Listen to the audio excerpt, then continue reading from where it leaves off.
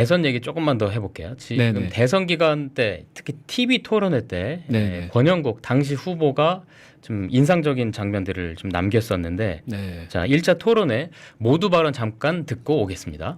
아, 나오는군요. 네. 국민 여러분, 얼마나 힘이 드십니까?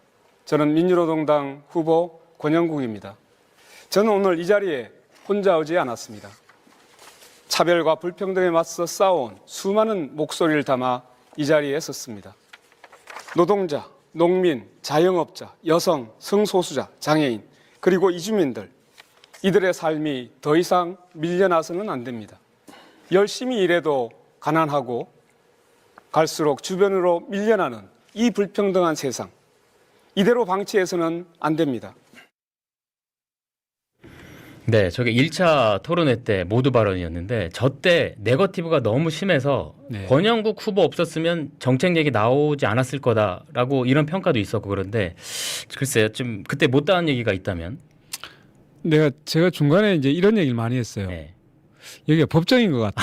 이런 표현도 썼고 네. 또는 또다시 진흙탕 싸움으로 또 시작하시는군요. 뭐 어떤 경우는 좀 자중하시기 바랍니다. 네네. 이런 이제 표현도 썼는데 네.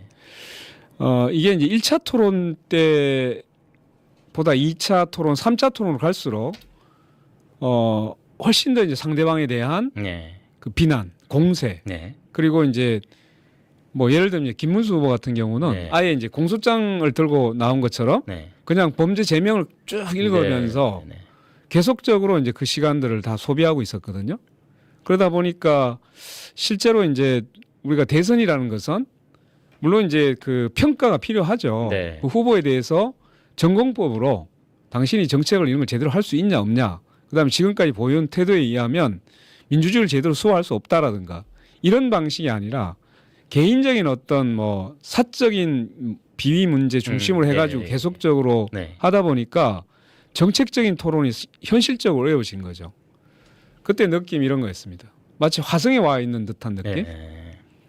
그래서 공중으로 뭔가 왔다 갔다 하는데 저거를 계속적으로 개입을 할 수도 네, 없고, 네, 예, 그래서 굉장히 답답했는데 특히 이제 우리가 정치 개혁이라든가 개헌 문제, 또 기후 문제, 또 이제 경우에 따라서는 뭐 국민연금이나 네. 의료 문제 이런 게 이제 주제로 들어왔는데 계속 딴 얘기하고 있어가지고 그래서 야 이게 대선 토론에 맞나 하는 정도로 저도 되게 좀 자괴감이 느껴졌던 느낌이 네. 있었습니다. 네. 특히 이제 3차 토론회 때 더 네. 많이 이슈가 됐던 특히 네. 이준석 후보의 그 문제 발언이 있었잖아요. 그때 네네. 이준석 후보나 아니면 캠프에서 네. 별도의 뭐 사과라든가 뭐 입장이나 이런 게 권 후보 측에 있었나요? 이준석 후보는 자기가 무엇을 잘못하고 있는지도 잘 모를 거예요. 네. 그러니까 지금, 사과가 있을 네, 리가 네, 없죠. 네. 네네.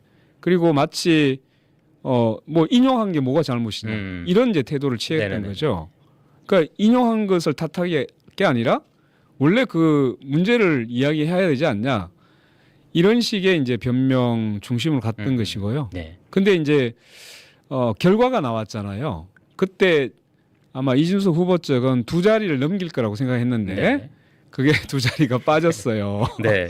그러니까 이제 그때서야 후회한다는 네. 이제 식의 얘기를 했는데 그것은 자신의 잘못을 정확하게 반성하고 사과한 게 아니라 결과를 표가 보고. 빠졌으니까 네. 네.